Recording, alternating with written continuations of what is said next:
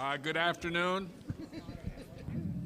and welcome everyone to this first meeting of the Board of Trustees of the new academic year. I want to announce at the outset that the trustees will be going into a brief executive session. At the close of this meeting, we do not anticipate that we will reconvene in public session after the executive session. I would like to read the following notice.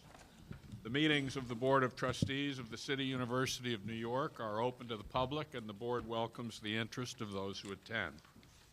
The public has ample opportunity to communicate with the Board. Public hearings on the Board's policy calendar are scheduled 1 week prior to the Board's regular meetings, and members of the public who wish to communicate with the Board are invited to express their views at such public hearings. Furthermore, the Board holds additional public hearings each year in all of the 5 boroughs at which members of the public may also speak. In addition, written communications to the Board are always distributed to all trustees. The Board must carry out the functions assigned to it by law and therefore cannot tolerate conduct by members of the public that disrupts its meetings. In the event of disruptions, including noise, which interferes with Board discussion, after appropriate warning, I will ask the security staff to remove persons engaging in disruptive conduct. The university may seek disciplinary and/or criminal sanctions against persons who engage in conduct that violates the university's rules or state laws which prohibit interference with the work of public bodies. May I now request that everyone take a moment to mute your cell phone or BlackBerry? Thank you. As usual, CUNY TV is transmitting the public session of this afternoon's meeting of the Board of Trustees live on cable channel 75. This meeting is also being webcast live and can be accessed by going to www.cuny.edu. The public session of this board meeting will also be available as a podcast within 24 hours and can be accessed via the CUNY website. I would like to extend our warm welcome to College of Staten Island Interim President William Fritz, who hit the ground running on August 15th. We look forward to working with you during this year, President Fritz.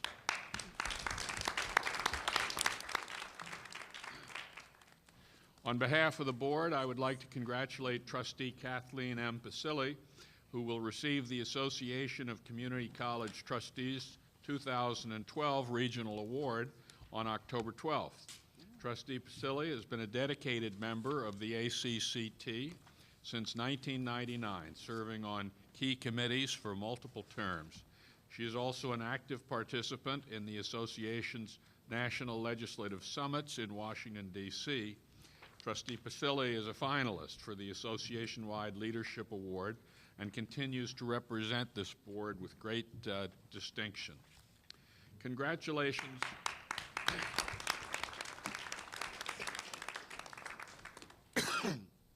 Congratulations are also in order for Trustee Wellington Chen, who was recently appointed by the Governor to the New York City Economic Development Council.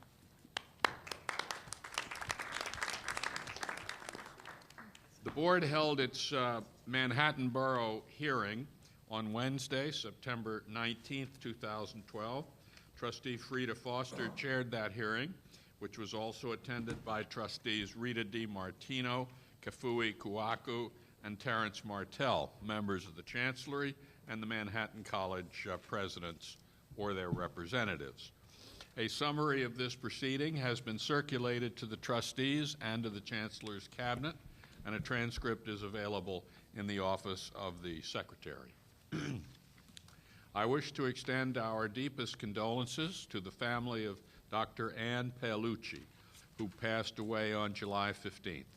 Dr. Paolucci was a devoted member of the CUNY Board of Trustees starting in 1996 and served as the board's chair from 1997 to 1999. We extend our heartfelt condolences as well to the family of former York College President Milton Basson, who died on August 13th. He served as York's indefatigable president from 1971 until his retirement in 1991. They will both be missed.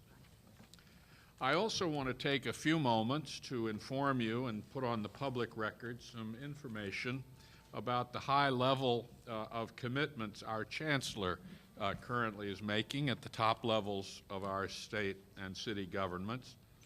It's important that we take note not only as a recognition of his significant accomplishments, but also because it reflects how the CUNY system is increasingly perceived as a valuable resource of expertise and knowledge.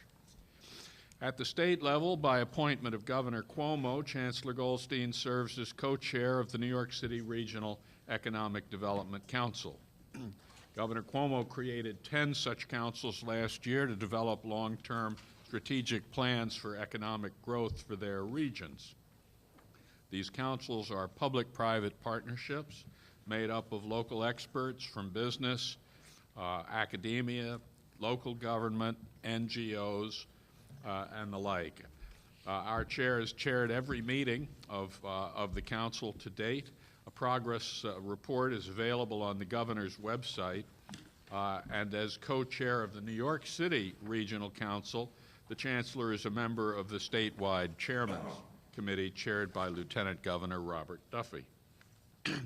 Chancellor Goldstein is also a member of the Technology, Commercialization, and Entrepreneurialism Work Group of the statewide chairman's committee, whose charge is to assemble best practices of both public and private institutions, to actively encourage knowledge transfers between the academy and business and industry, to find ways to translate academic research and innovation into commercial production and activity, and to link available capital to the entire spectrum of startup and early stage companies.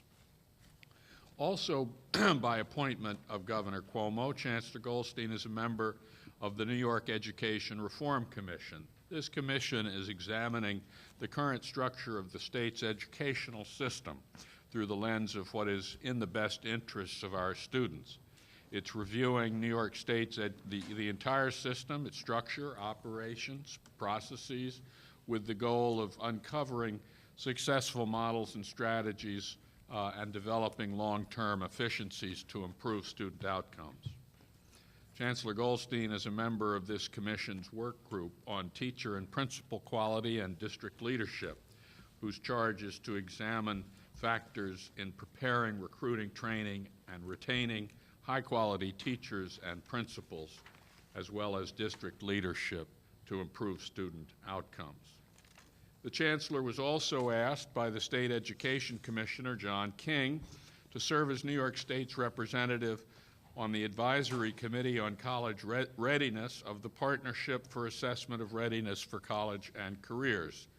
This is a national consortium of 23 states and the Virgin Islands working together to develop a common set of K-12 assessments in English and math anchored in what it takes to be truly ready for college-level work. At the city level, at the new Community College Convocation on October 20th, 2012, Chancellor Goldstein presented Mayor Bloomberg with the CUNY Chancellor's Medal, the highest executive honor the university can bestow. This honor is rarely given and acknowledges exemplary achievement by those whose contributions to society have been transformative. The medal was given to the mayor in recognition of his strenuous efforts to ensure accessible, high-quality education to all New Yorkers and his long-term support of our community colleges' missions. So in summary, I want to thank you, Chancellor, on behalf of the board and indeed all of the state for representing this university with such distinction at the highest levels of state and municipal governments.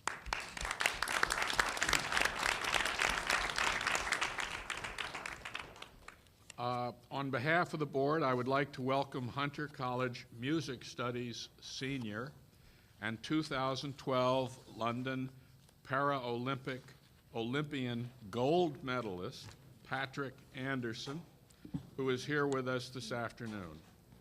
Mr. Anderson is widely regarded as one of the best wheelchair basketball players in the entire world. Wow.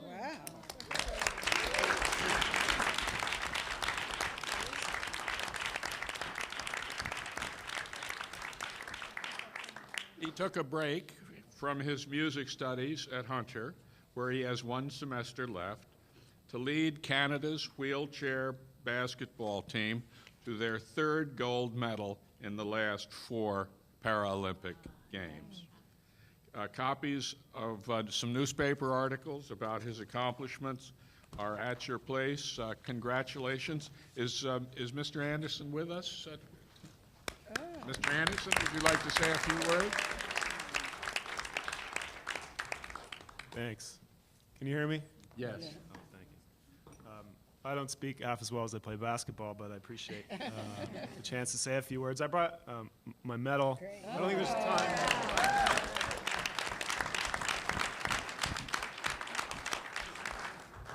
I don't know if there's time to pass it around, but yeah, it greases some wheels sometimes, and you know, helps with security getting through some doors sometimes.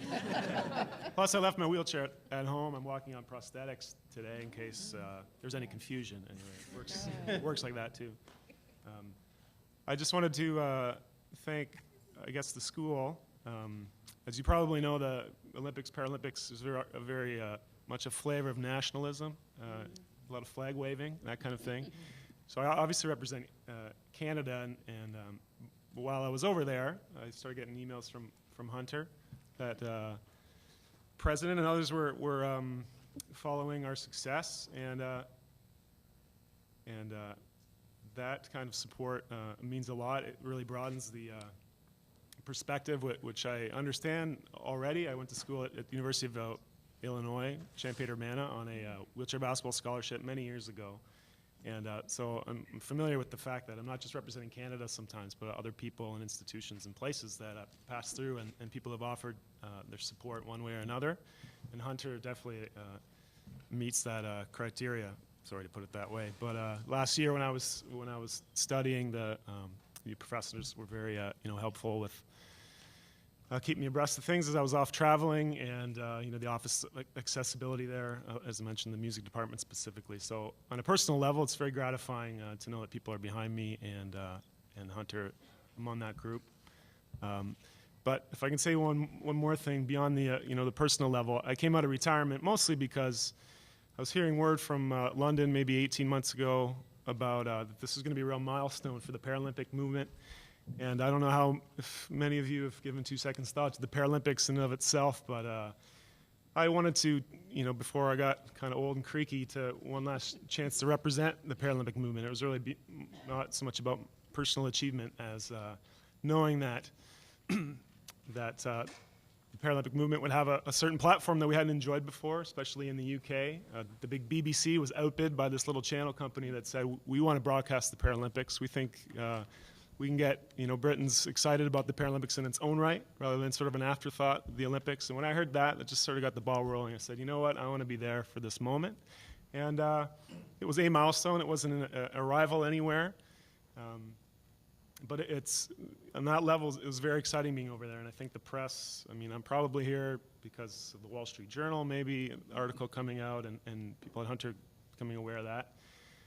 That, as I said, it feels really great for me personally, but that's just another example that the Paralympic movement is strong. And I think, to make a long story short, after a long career, I think I'm starting to realize that a strong Paralympic movement is a really good thing for people with disabilities worldwide. It's a very big statement, I know, but I think it's true, and I don't think you have to stop there either. I think it's a very strong Paralympic movement, and is very valuable for the societies as well, for other people in those communities, not just for people with disabilities. So I see this as a sign of strength in the Paralympic movement, that I'm here just to celebrate this with you, and I appreciate the acknowledgement very much.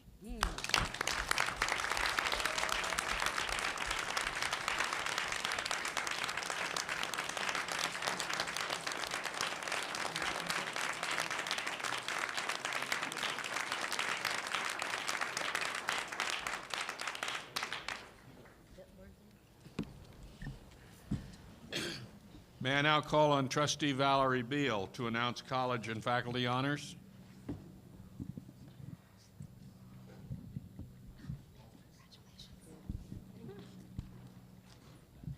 Thank you.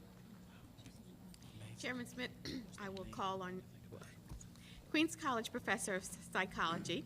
Susan Kroll received such high ratings from her students at ratemyprofessor.com that MTVU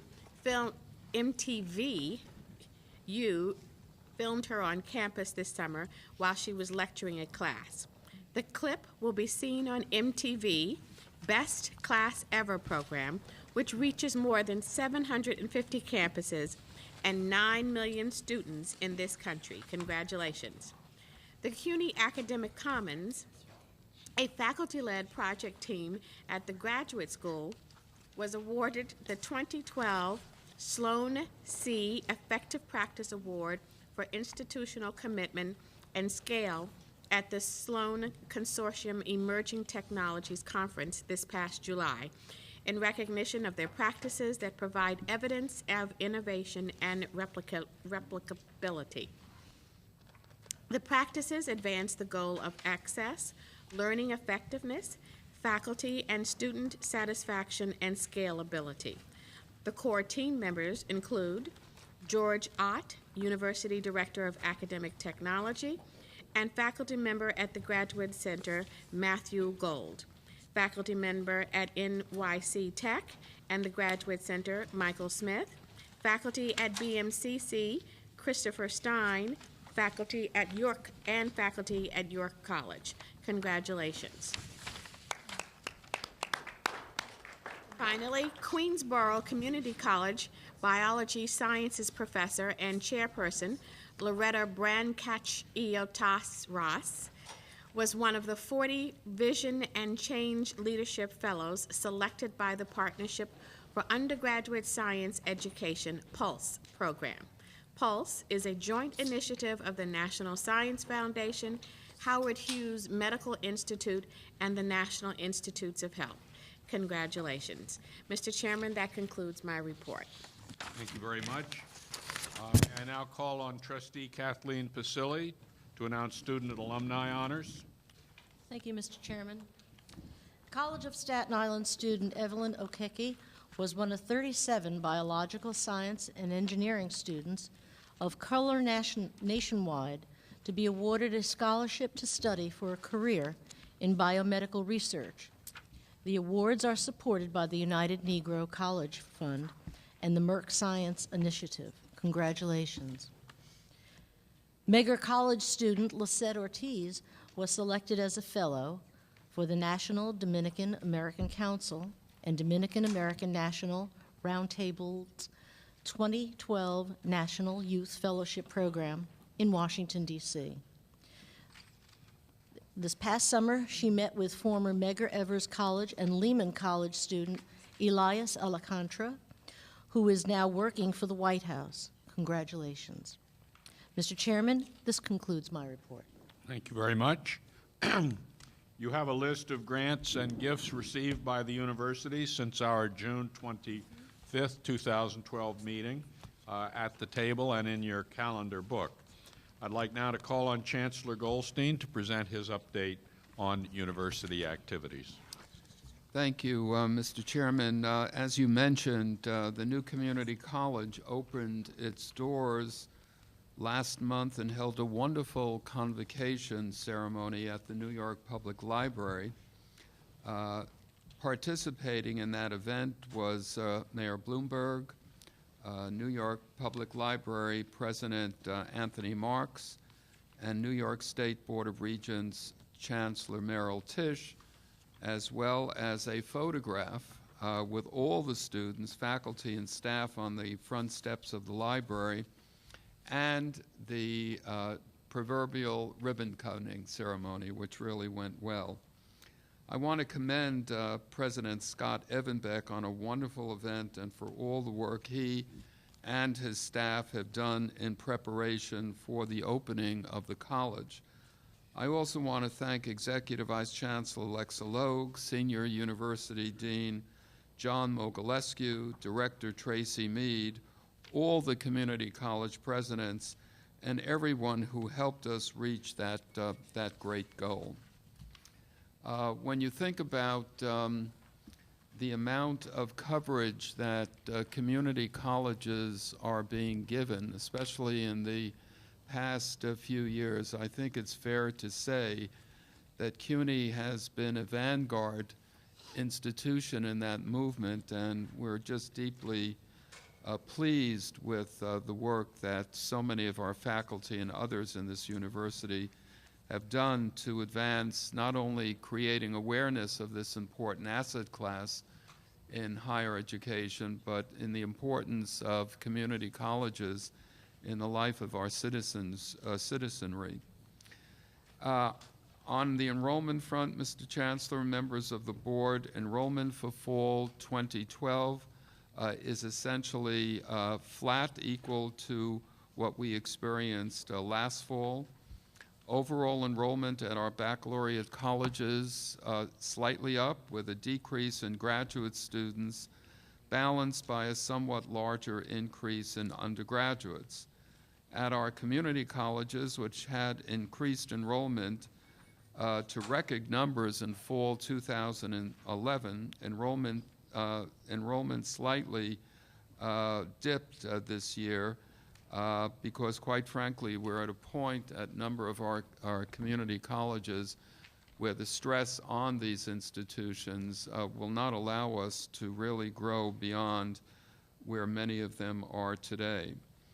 Overall, the number of students continuing at CUNY colleges increased close to 2,000, which means our retention rates will be higher once again this year, and I think that, again, is very much attributable to the focus and quality of the students that we're getting into the university. The metrics that validate that point is that we continue to have record enrollments of students with high school averages over 85, and that again increased by over 5% from an equivalent time last year. The number of applicants to the Macaulay Honors College grew by more than 35% to a record 5,537. If it were not for budget constraints, we would like that institution to grow, but it is remarkable how it has captured the imagination of the various communities that feed into that school. SAT scores at the Macaulay Honors College now are well above 1,400. I'm still an old-timer thinking of just those two exams, with a mean average, an average academic grade point average of in excess of 93%. Among the freshman classes at our 5 most competitive colleges, almost 27% had SAT scores over 1,200, so that's a good indicator as well. As I do every summer, I met with each college president and dean as part of the annual performance management process. We reviewed all 2011-12 end reports as well as the goals for 2012-2013. I'd like the board to know directly from me that we are blessed in this university by having some of the most extraordinary leaders on our campuses. That remark is not elliptical. It is really supported by hard data, and I see it through the PMP, and I think we're all privileged to count these very dedicated women and men as some of the extraordinary people that work so hard on behalf of our students and with our faculty. As always, year-end PMP data, as well as the university-wide and college goals and targets, are available for all to peruse on the CUNY website. On the budget front, shortly after our last meeting in June, the mayor and the city council came to an agreement on the fiscal 2013 adopted budget. With respect to the community college operating budget, total city support for FY 2013 is slightly above $259 million, which is $500,000 greater than the FY 2012 level. The fact that this year's support is only slightly above the mandated maintenance of effort level has provided us something of a cushion from the city's mid-year reduction initiatives. In the final adopted budget, the City Council restored over $3 million for key programs like the Black Male Initiative and various centers and institutes. I'm especially pleased to report that at our request, funding for the Black Male Initiative has now been baselined into the city's financial plan. Conversations continue with state budget officials and the governor's office about higher education picture for the coming year.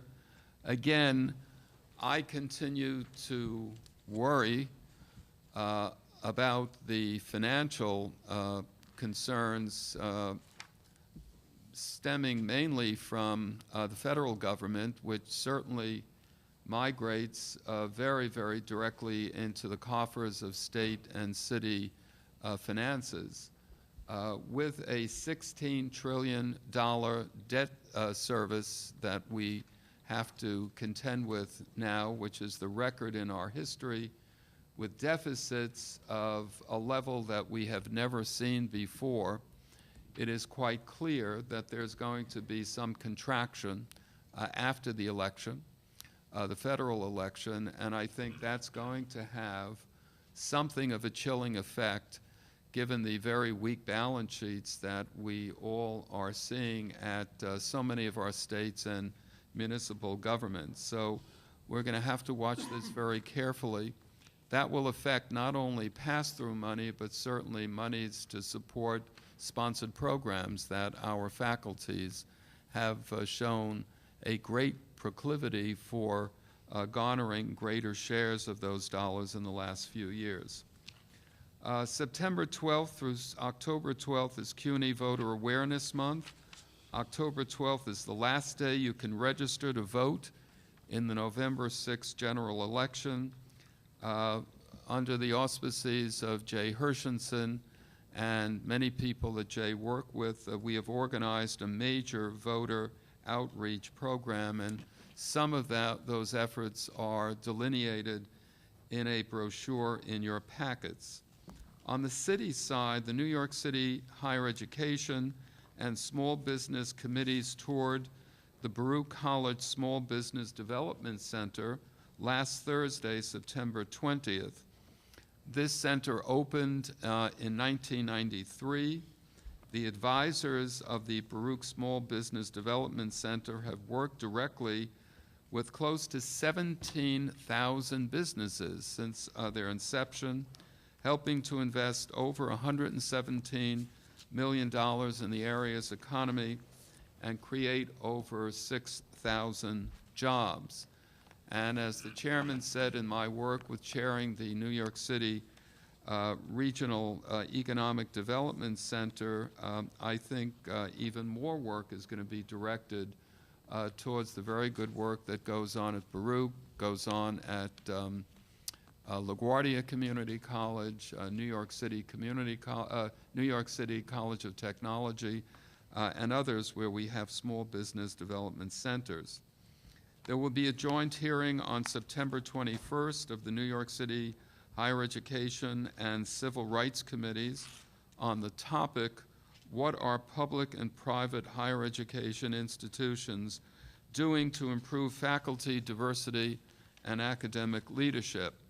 I want to thank Vice Chancellor Ginger Waters, University Dean Jennifer Rubain, President Felix Mato Rodriguez, and Dr. Arlene Torres, Director of CUNY's Latino Faculty Recruitment Initiative, for representing the university so ably on that panel.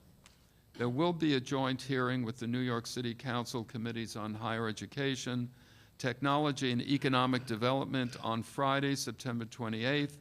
The topic will be the Applied Science New York City Initiative and plans for dramatic transformation of the city's economy. As our chairman mentioned, there's a lot of work going on with the New York City Regional Economic Development Council.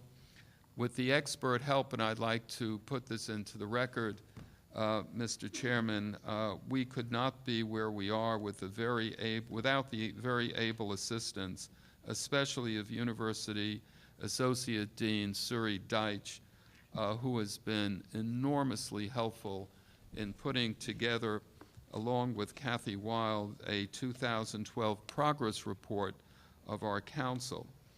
There was a public hearing of the New York City Regional Economic Development Council September 7th at the City College, and I want to thank President Lisa Koiko for hosting us there. There was another meeting at Baruch on Wednesday, September 12th, and I want to thank President Mitch Wallerstein.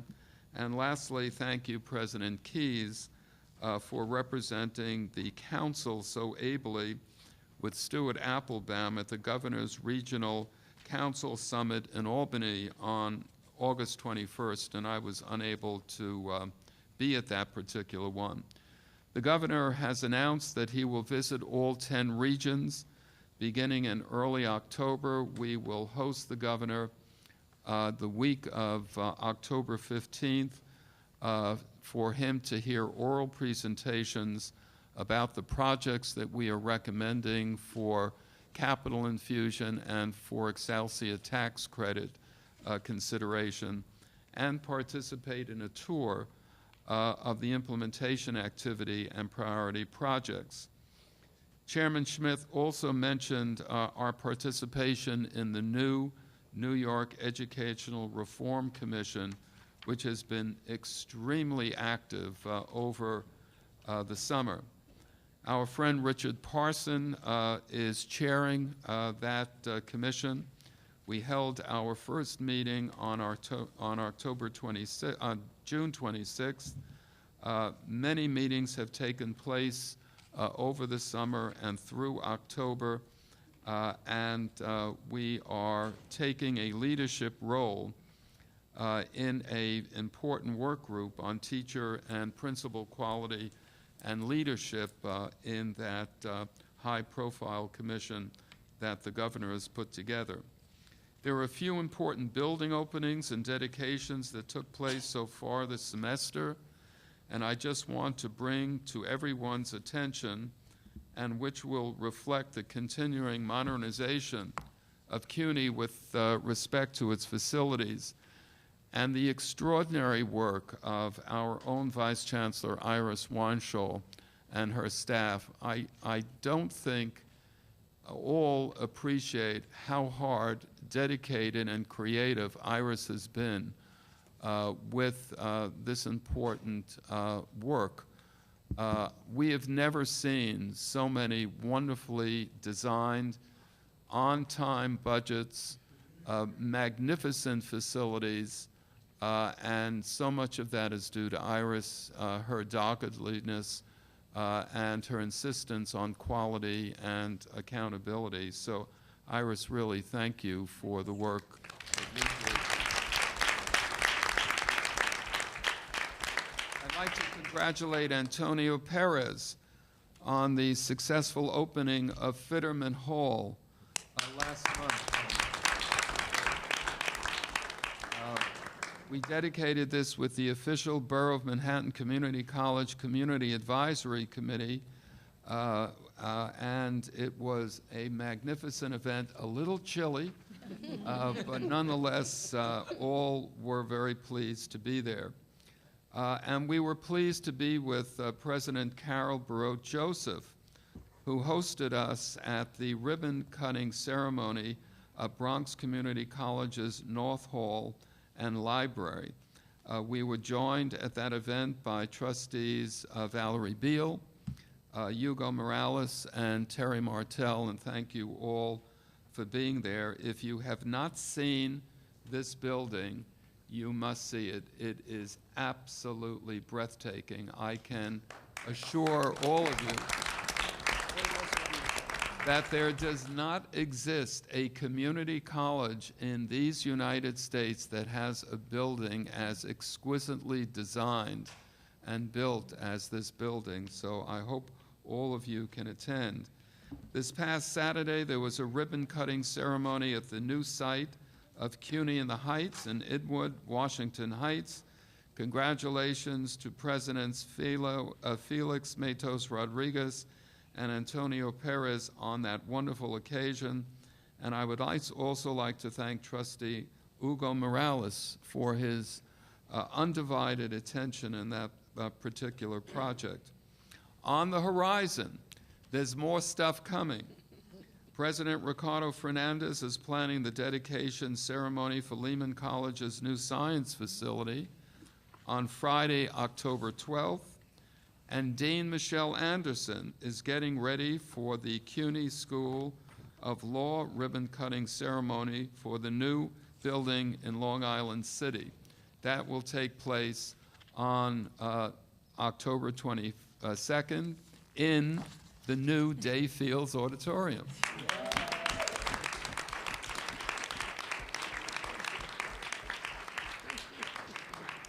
And this continues to put a smile on President Jennifer Rabb's face.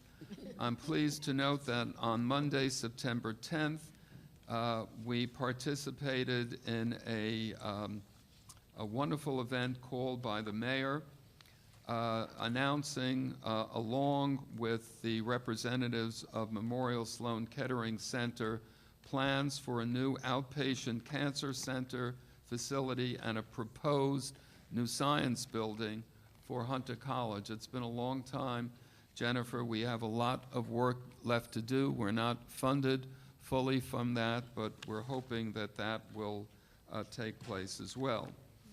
During the decade of science, in addition to making substantial investments in science facilities across the university, CUNY has built significant capacity in research, especially in science and engineering, positioning the university as a regional resource for economic development. We plan now to expand on our entrepreneurial efforts and increase the number of collaborations with business and industry through the establishment of the CUNY Hub for Innovation and Entrepreneurship. The university just received $2 million in capital funds from the New York City Council for this initiative. In its initial phase, the core function of the hub will be as a business incubator for CUNY faculty startups, offering its tenants a physical infrastructure, professional mentorship, opportunities for collaboration, and a host of supportive and administrative services. We are planning with U.S. News and World Report and the New York Daily News a major STEM workforce development event in New York on Thursday, December 6th. Our host will be none other than John Jay College, and thank you, Jeremy, for that. The working theme is Teach, Inspire, and Hire. The last time I participated in a STEM event with U.S. News and World Report, which we were very helpful in working with the leadership of not only the Daily News and U.S. News and World Report, was in December a few months ago, in Dallas a few months ago, and along with Mayor Bloomberg, Chairman and Editor-in-Chief Mort Zuckerman, Bill Holliber, the Editor-in-Chief of the Daily News. I was on a panel with Bill Holliber and Deputy Mayor Steele. That was viewed as so successful that they decided to bring it to New York and then to do a dog and pony show, I guess, around the United States. Carnegie Corporation President Vartan Gregorian asked me to take a leadership role with a panel called Access and Success in partnership with Time Magazine, Higher Education Summit on Thursday, October 18th at the Time Warner Building in Columbus Circle. And it just reinforces, Mr. Chairman, that more and more institutions and the media are reaching out to CUNY to really help them think through some of the knotty and deeply challenging issues that we face as a country in STEM leadership. I was pleased once again to participate in a roundtable discussion at the University Student Senate's 25th Annual Leadership Retreat in the Catskills on Sunday, August 12th, along with a good number of trustees and members of the Chancellery.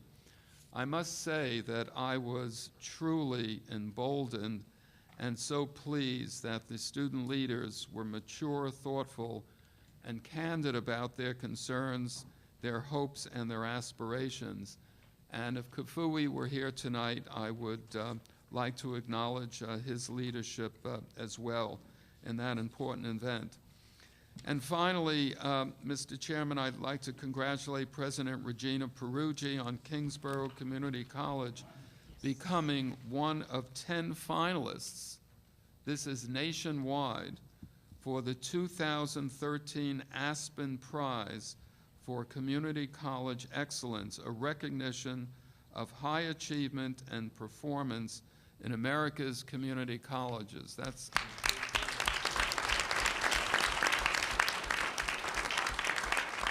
I also would like to congratulate Dean Michelle Anderson for working with New York State Chief Judge Jonathan Lippman on strengthening the definition of pro bono service for New York State bar applicants. Congratulations on your appointment to that, Michelle. You do us great joy. And in U.S. News and World Report 2013 Regional College Rankings, many of our colleges continue to claw up the ladder, and they're certainly moving in the right direction. That concludes my extra long report, Mr. Chairman. Chairman? Trustee Morales? Yes. I like to, in the name of the Hispanic community in the Upper Manhattan, thank Iris and Jay for their commitment, for the interest to bring the CUNY's on the High into a new state-of-the-art building. I do believe that this will be a very important step in motivating and bringing students to further education. I sincerely thank all of you, and of course the Chancellor. It's been a wonderful event. We enjoyed it, and it was great, Jay. Thank you.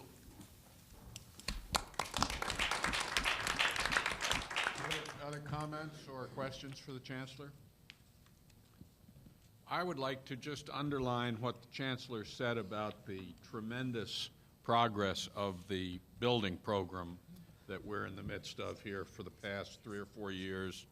We've been investing between $400 and $500 million a year in these projects. This is an extraordinary level of capital investment, particularly in such difficult economic circumstances as we find ourselves in. But this long-term commitment is transforming many of our campuses. John Jay has essentially doubled in size as a result of the new that magnificent new building that we opened last year, and it's about to get a grand opening of its roof, which is going to be one of the most extraordinary green spaces. I think you're going to rank with the High Line, Jeremy, is one of the great. And Fitterman Hall was mentioned, Bronx Community College. There's a lot of building going on at Brooklyn College, which wasn't mentioned today, but there's so many great projects. Phil and I heard about them this morning at the CUNY Construction Fund trustees meeting. This university is being transformed physically, as it is in many ways academically, under the leadership of the group that's sitting at this table. It's a very impressive set of accomplishments indeed. All right, let's turn now to the items that require a vote. I'd like to move the adoption of the Chancellor's University Report for September 24th, 2012. May I have a second? Second, Mr. Chair.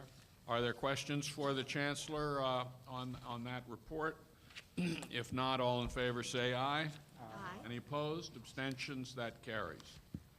I'd also like to move the approval of the minutes of our June 25th, 2012 board meeting. You'll find those in your book behind the Section 2 tab. Are there any comments or revisions on those minutes? If not, may I have a second? Any questions? All in favor say aye. Aye. Any opposed? Abstentions? The minutes are adopted. We'll turn now to reports of our committees. We'll begin with our Committee on Fiscal Affairs. Trustee Loda. Thank you, Mr. Chairman. The Committee on Fiscal Affairs and the Subcommittee on Investment met in joint session September 5th, 2012. After approval of the minutes of the prior meeting, the committee proceeded to approve the following resolution. Calendar item 3A is a resolution authorizing the General Counsel to execute a contract on behalf of the Graduate School and University Center to purchase building, operating, and maintenance services. Such purchase shall not exceed a total estimated cost of $5.2 million. The contract shall have a term of 5 years, with the college having the right to terminate on each anniversary date. The Graduate School and University Center will use the contracted services to provide building, operating, and engineering maintenance services for the campus. Mr. Chairman, I move the approval and adoption of calendar item 3A.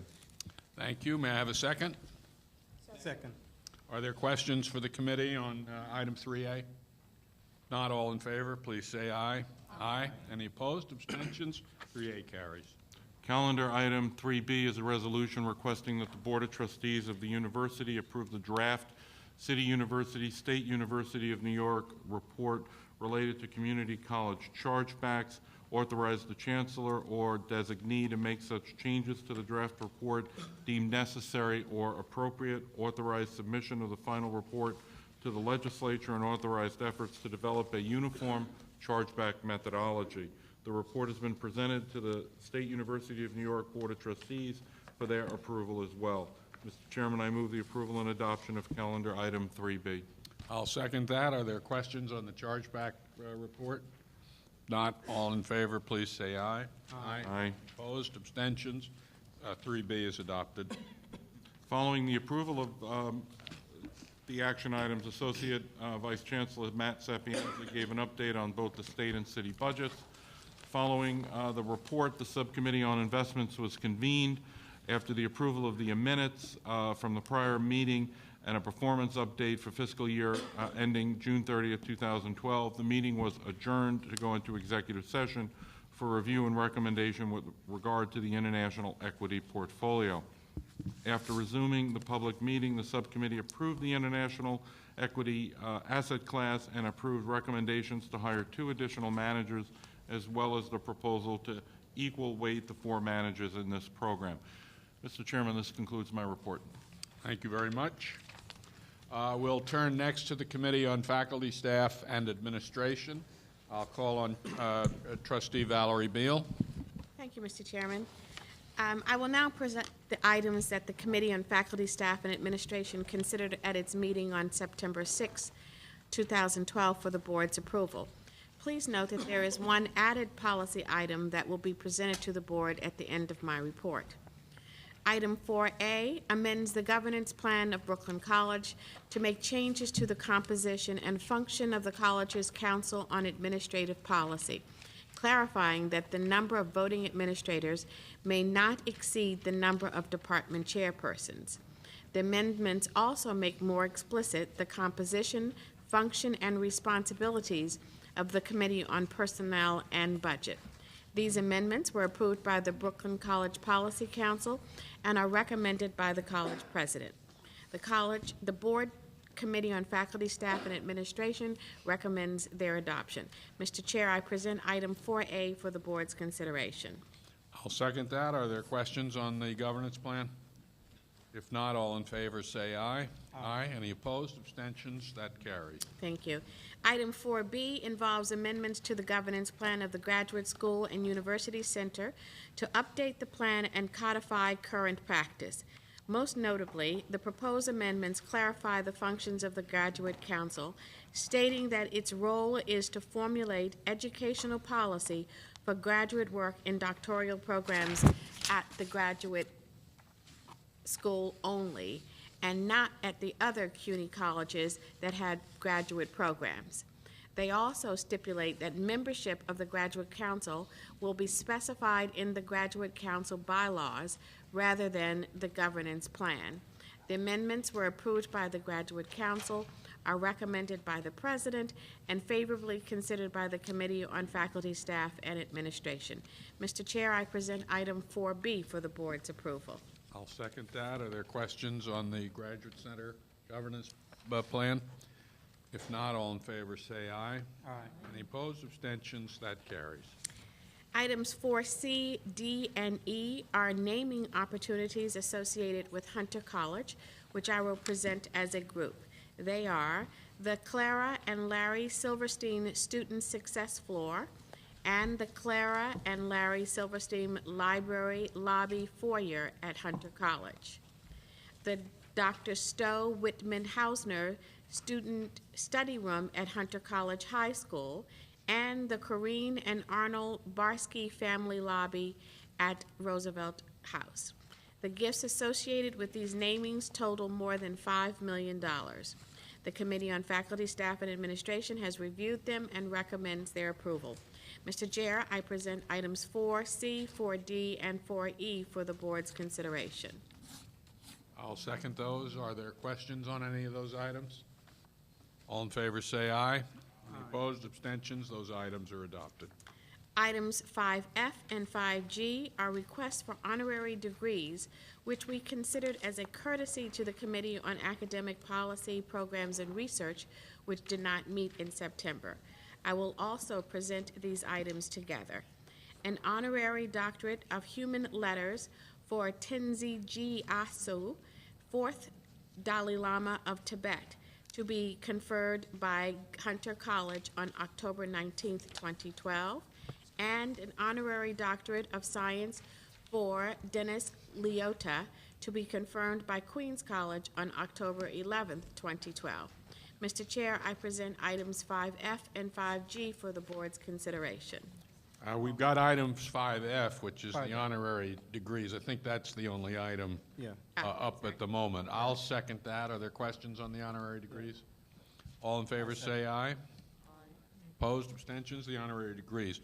Then item G concerns the conflict of interest Sorry. amendment. Finally, we have an, I don't have the item G. Let me call on our general counsel. Item 5G is an added item which was not considered by the Committee on Faculty, Staff, and Administration because the draft wasn't ready in time for the meeting. But we are bringing it to the board because we need to rapidly bring ourselves into compliance with some changes in federal regulations, which is what these changes mostly involve. These are amendments to the conflict of interest policy, which the board adopted approximately 4 years ago, and in particular, primarily to the section of that policy dealing with research. The proposed amendments mostly have to do with bringing our policy into conformity with federal regulations, and they also streamline the procedures for identifying and managing conflicts of interest in the area of research. One further point, the copy of the proposed amendments which went out last week, there was some ambiguity and they were revised, one section in particular, and you have the revisions in front of you. It's not part of the book, but there's a separate document in front of you called Revised Attachment 1, which shows the differences between the version that was sent out to the board members last week and what you have before you on the table today. The principal change is on page 5, section 3.6, which clarifies the respective responsibilities of the president of the Research Foundation and the vice chancellor for research with regard to conflict situations. There are a few other very minor changes and word changes that were cleaned up, and that's the difference between what you saw last week and what you have in front of you today. All right, you have the new amended conflict of interest policy in your board book, starting at page 16 of section 1. Are there any questions for the general counsel on these changes? If not, I'll take it, Ms. Beal, that you moved it, I'll second it. Any questions, comments? Hearing none, all in favor, please say aye. Aye. Any opposed, abstentions? That item is adopted. Mr. Chair, that concludes my report. Thank you very much. We'll turn next to the Committee on Facilities Planning and Management. May I call on Trustee Frida Foster? Thank you, Mr. Chair. The Board of Trustees Committee on Facilities Planning and Management considered 5 items at the meeting of September 5th, 2012. These actions and items are listed in this board's meeting as calendar items 5A through 5E. 5A, Medgar Evers College, the Bedford Building elevator replacement, purchase of construction by bid, to execute a construction contract to replace 3 elevators in the Bedford Building. This resolution will approve the replacement of 3 elevators to provide reliable and safe elevator service to college building occupants. 5B, York College, Academic Village and Conference Center. This is an amendment. This resolution is to approve an amendment to the resolution adopted at the meeting of November 22nd, 2010, for a consultant contract with the firm of Enade Architects for professional design and construction-related services as required for the Academic Village and Conference Center project at York College. 5C, Central Administration Lease Renewal and Modification Agreement at 16 Court Street in Brooklyn, New York. This resolution will authorize the execution of a 10-year lease renewal and modification for approximately 48,000 rentable square feet of space at 16 Court Street in Brooklyn on behalf of the Central Administration. 5D, Borough of Manhattan Community College, roof replacement.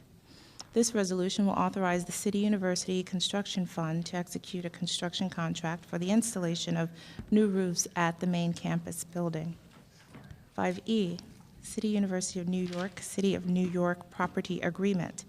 This resolution will authorize the General Counsel to execute all documents in connection with an agreement of the City of New York concerning the disposition of 4 Manhattan properties that are owned by the Dormitory Authority of the State of New York on behalf of CUNY.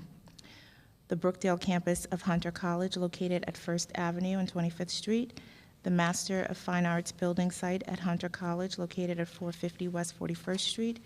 The North Hall building site of John Jay College, located at 445 West 59th Street, and the CUNY headquarters building site located at 535 East 80th Street, subject to the approval by the University Office of the General Counsel. Also, the board requests the City University Construction Fund to authorize and execute any documents related to the agreement if necessary or if desired by CUNY. I hereby request your approval of these calendar items. Thank you. I'll second all those. You have them all laid out on page 13 of the board book. Are there questions on any of these items? If not, all in favor, please say aye. Aye. Any opposed? Abstentions? All those items are adopted. Anything further from the committee? Nope, that concludes. Thank you very much. That concludes the business of this public meeting. We're now going to executive session. We will not reconvene in public meeting. This meeting's adjourned.